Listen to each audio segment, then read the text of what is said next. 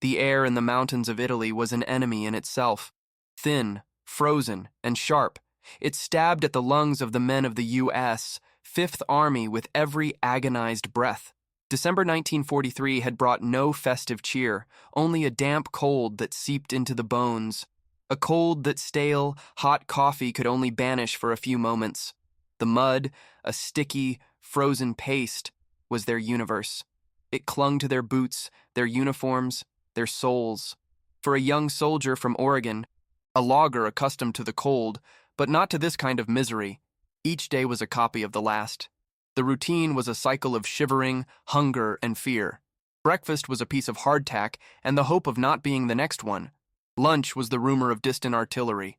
Dinner was the darkness that descended like a shroud over the trenches, a darkness that brought no rest, only a keener tension. From his foxhole, he could see it, the mountain.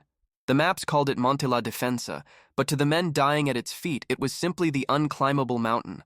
It rose like a colossus of rock and ice, a natural fortress crowned with German machine gun nests that spat death with metronomic precision. Every attempt to take it had ended the same way, in a bloodbath. Entire battalions had been shattered against its slopes, brave men charging uphill only to be cut down like grass.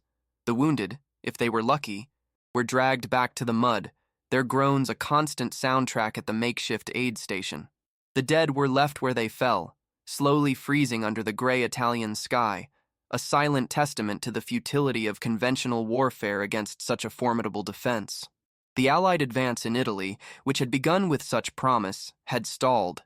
It was frozen, literally and figuratively, on this line of defenses the Germans called the Winter Line. Morale was crumbling with each new failed attack. The men were fighting not just the Germans, but the terrain, the weather, and the despair that seeped into their hearts like the icy water in their boots. Something different was needed. No more men thrown into a meat grinder. A miracle was needed, or something close to it. A new way of fighting, a new kind of soldier, a secret weapon that could do what entire battalions had failed to achieve. In the shadows of headquarters, far from the mud and blood, a name began to be whispered. An experimental unit, an elite force of misfits and roughnecks, a tool without a clear mission until now. Few knew of its existence, and fewer still believed in its potential. But as the young logger from Oregon stared at the deadly silhouette of La Defensa, he was unaware that the solution to his nightmare was moving in the darkness, preparing to unleash a type of war Italy had never seen, a war of ghosts and shadows. The architect of this Italian stalemate was a man of cold, methodical brilliance. Field Marshal Albert Kesselring was no fanatic, but a supreme strategist. He understood Italy not as a nation, but as terrain. He saw the Apennine mountain range as the spine of a formidable beast, and he planned to use every vertebra of that spine to bleed the Allied armies dry. His strategy was a masterpiece of defensive warfare. The Winter Line, also known as the Gustav Line, was not a simple trench. It was an integrated system of concrete bunkers, minefields, pre-registered artillery positions, and interlocking machine gun nests, all anchored on the mountain peaks that dominated the valleys. Kesselring forced the Allies to attack uphill, in plain sight of his gunners, against his best troops. And his troops were the best. Veterans of the Eastern Front and North Africa, the Fallschirmjäger and Panzer Grenadiers were masters of defense. They knew every rock, every ravine. They were hardened, disciplined fighters equipped with some of the best weapons in the world. Their morale was high, convinced they could hold the Allies forever in these frozen mountains. Their only weakness, though they did not yet know it, was their own psychological rigidity. They were prepared for the war they knew. They were not prepared for a myth. Far away, in the relative safety of a training camp in Montana, that myth was being forged. The 1st Special Service Force was an anomaly. Born from a bold idea by British inventor Geoffrey Pike, its original purpose was Operation Plough, an almost fantastical plan to attack strategic targets in Nazi-occupied Norway using specialized snow vehicles. For this mission, a specific type of man was recruited. They were not career soldiers. They were lumberjacks from Quebec and British Columbia, miners from Montana and Colorado, hunters and trappers from the Great Plains, men accustomed to solitude, brutal physical labor, and unforgiving environments. They were a unique mix of rugged individualists, Americans and Canadians, who now had to learn to fight as a single unit. Command of this experimental force was given to a man who, on paper, seemed a strange choice: Colonel Robert T. Frederick was a Pentagon staff officer, a planner, a desk man. He had no combat command experience, but what he lacked in experience, he made up for with a razor-sharp intelligence, an innate gift for tactical innovation, and a personal courage that bordered on legendary. Frederick did not lead from a bunker. He led from the front. He believed his men could achieve anything if given the right training and leadership. And the training was brutal. They learned to ski, to rock climb, to handle explosives. But most importantly, they learned to kill in silence. Their hand-to-hand combat instructor was the legendary William E. Fairbairn, a man who had perfected his lethal techniques in the dangerous streets of Shanghai. Fairbairn taught them to use what would become their signature weapon, the V-42 fighting knife. It was not a utility knife. It was an instrument designed for a single purpose: silent, deadly penetration. He taught them to be relentlessly aggressive, to turn fear into a weapon. When Operation Plow was canceled, the force found itself without a mission. They were a highly specialized elite unit, a precision hammer in search of a nail. And in the bloody stalemate of Italy, the Allied High Command finally found that nail, a nail no one else had been able to move: the unclimbable mountain. The destiny of the force and that of the Italian campaign were about to collide. The command tent of General Mark Clark, commander of the Fifth Army, was thick with palpable tension. The air smelled of damp canvas, burnt coffee, and failure. The map spread on the table told a story of blood and frustration, with red arrows representing Allied assaults stopped cold at the thick blue lines of the German defenses. At the center of it all, like a malevolent fortress, stood the topographical outline of Monte la Defensa. Clark, a man under immense pressure from his superiors to break the stalemate, looked at Robert Frederick. He handed this young, combat-inexperienced colonel the mission that every other divisional commander had either refused or failed at. The order was simple in its wording and suicidal in its implication: take la defensa. A heavy silence fell over the tent. Frederick's staff officers exchanged nervous glances. They knew what that order meant. It was a death sentence for many of the men they had trained, men they knew by name. Another frontal assault would be a useless slaughter, and everyone in that tent knew it. But Frederick showed no hesitation. His face remained impassive as he studied the map. His sharp, intelligent eyes did not linger on the obvious approaches, the ones already littered with American corpses. Instead, they drifted to the northeast of the mountain, to a section of the map marked with contour lines so close together they formed an almost solid patch, a sheer cliff. Where others saw an insurmountable obstacle, Frederick saw an opportunity. His planner's mind, combined with his absolute faith in the unique capabilities of his men, went to work. He knew the Germans, masters of logical defense, would consider that cliff impassable. Therefore, it would be minimally defended. The enemy's logic was the key to his own audacious illogic. Back at his own headquarters, Frederick gathered his officers. The plan he laid out was met with stunned silence. They would not attack from the front. They would not try to flank through the watched valleys. They would go up. They would scale a nearly 1,000-foot cliff in the darkness of a winter's night, carrying all their combat gear, and strike the defenders from a direction they deemed impossible. It was an all-or-nothing gamble. The slightest noise, a loose rock, a slip, and the entire element of surprise would be lost. They would be slaughtered on the cliff face, unable to fight back. It was a plan no war manual would ever approve. It was a plan based entirely on the skill, endurance, and courage of 1,800 lumberjacks and miners turned elite commandos. Frederick looked at the faces of his men. He saw the doubt, but he also saw a spark of determination. They had been trained for the impossible. This was their chance to prove it. The decision was made. The force would attack from the heavens, by ascending from the depths of the night. Frederick had made his choice. A gamble of epic proportions was about to unfold, a battle that would redefine the meaning of courage. To witness how these men achieved the impossible, be sure to subscribe and hit the like button, because the story of their ascent into legend begins now. The night of December 2nd, 1943 was dark and moonless. A cloak of black velvet spread over the Italian mountains. The cold was so intense it burned exposed skin. For the men of the 1st Special Service Force, silence was their camouflage and darkness was their ally.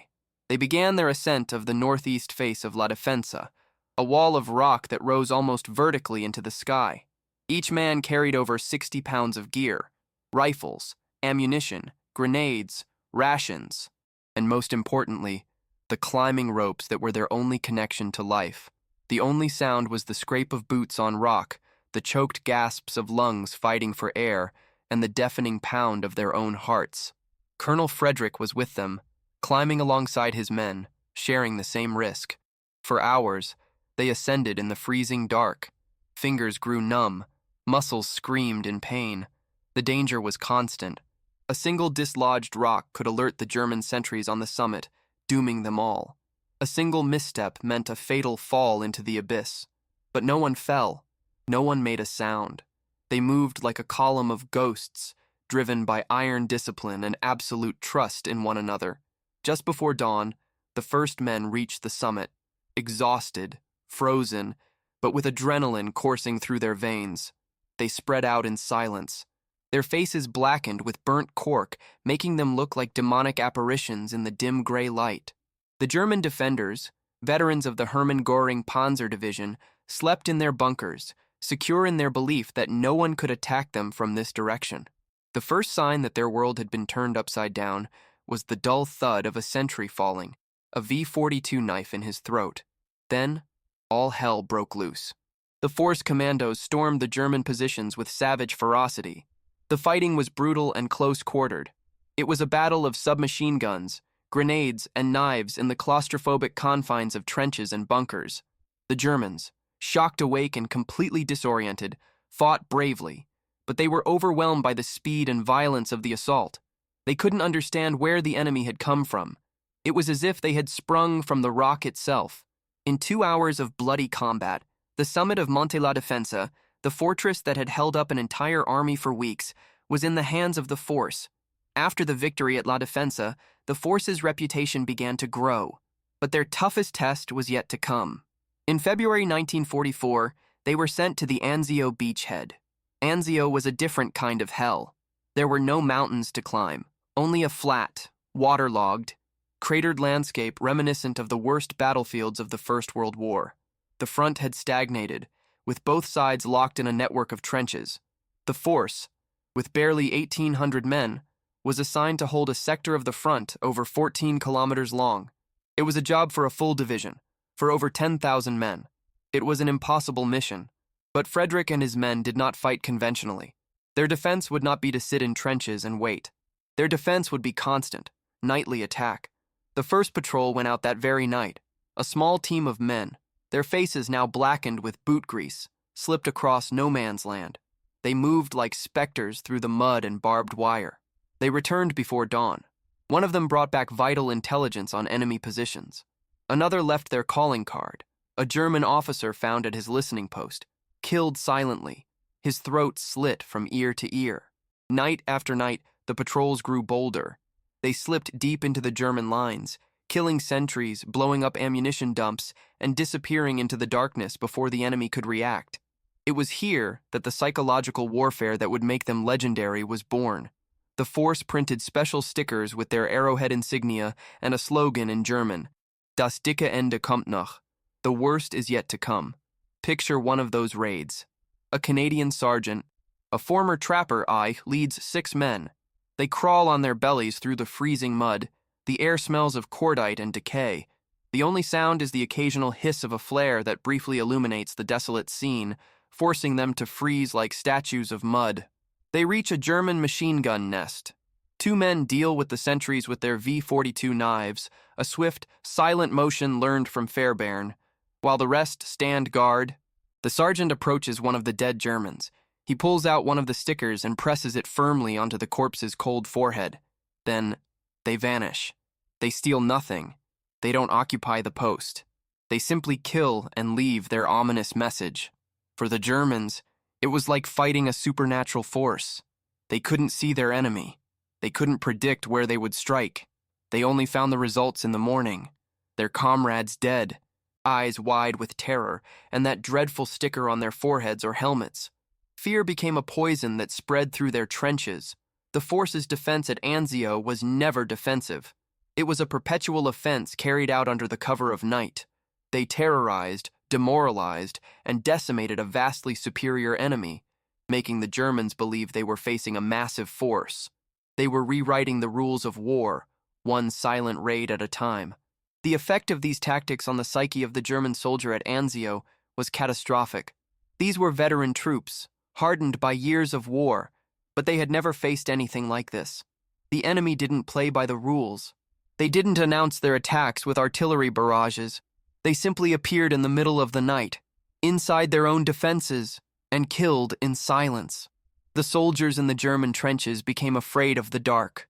Sleep became a dangerous luxury. Every shadow seemed to move. Every snap of a twig was an enemy commando.